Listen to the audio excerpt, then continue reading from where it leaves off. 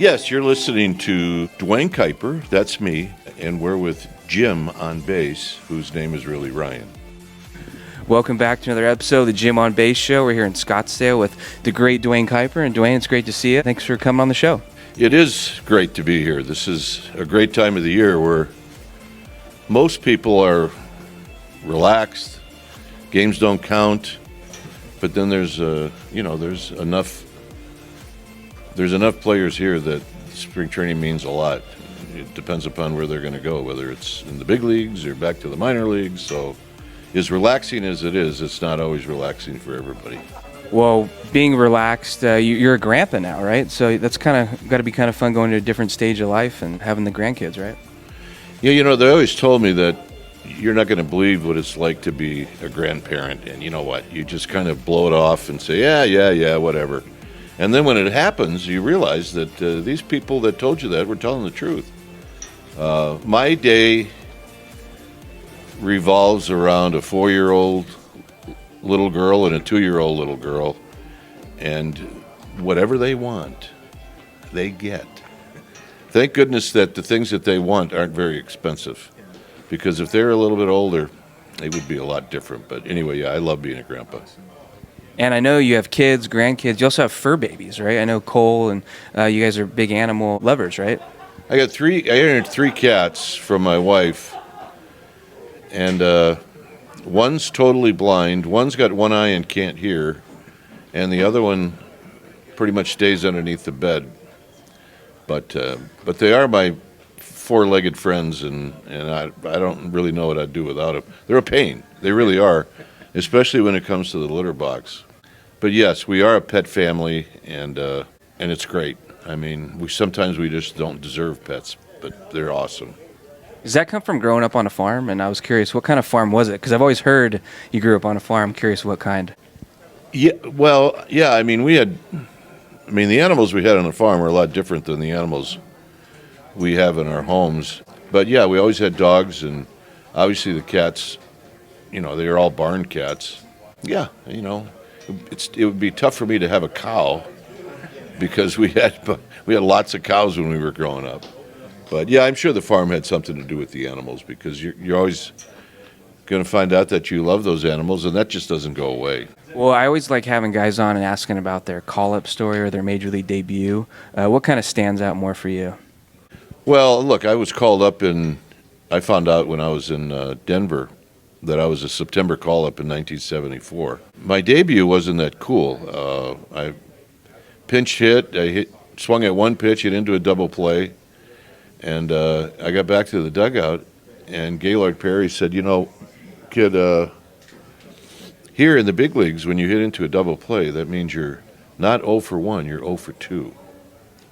And I had no reason not to believe him, so I figured I started out my career 0 for 2.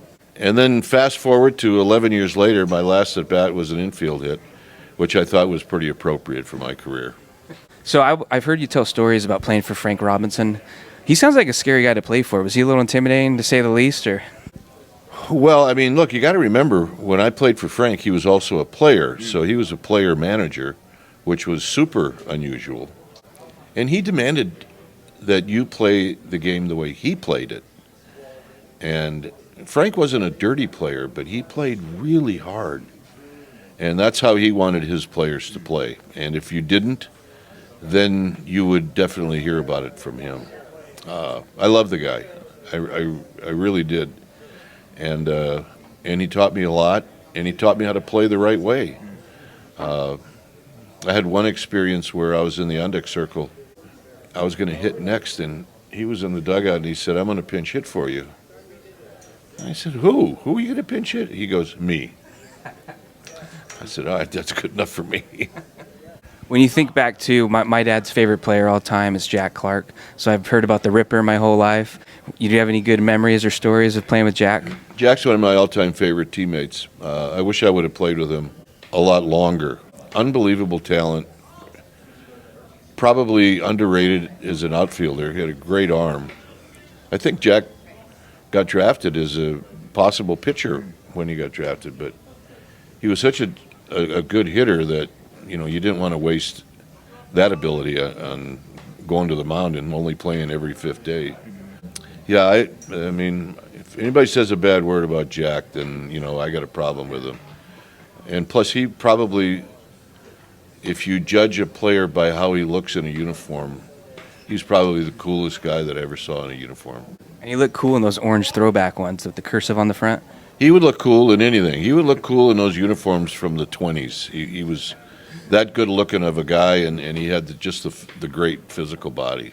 And everyone talks about your one home run that you hit. I'm always curious, do you actually have it? Well, I got everything from the home run. I got the ball, the bat, I got the seat that it hit at Municipal Stadium. I got the audio, I got the video. Yeah, I don't know if there's anything other than maybe getting Steve Stone's glove, who threw the pitch. But no, I've got everything you could possibly want. And my kids, my kids think it's great, but I don't think they want any of that stuff, to be honest with you.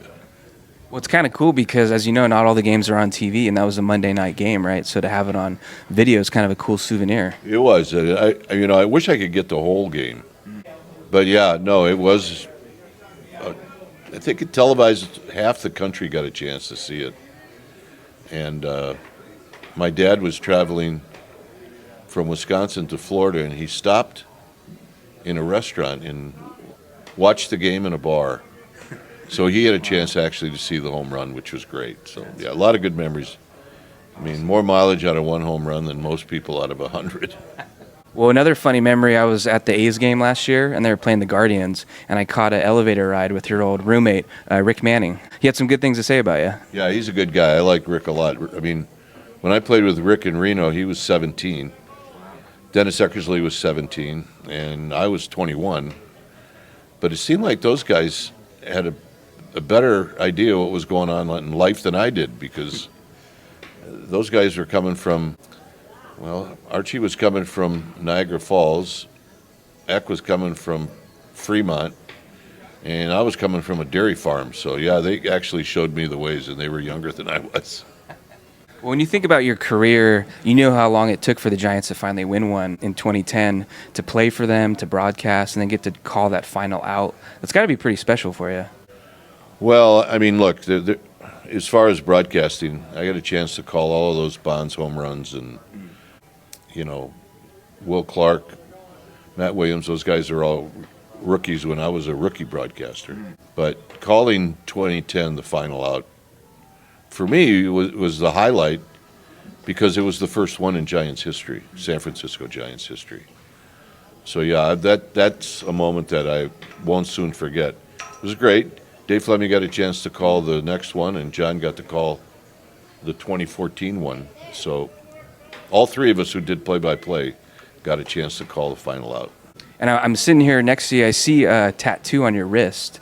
I was just wondering if you're able to talk about that, what that means, or what it says. Well, my kids found a note from my late wife that she put in my suitcase 20 years ago, and it said, with everlasting love and affection until we meet again, and it's in the language of Hawaii.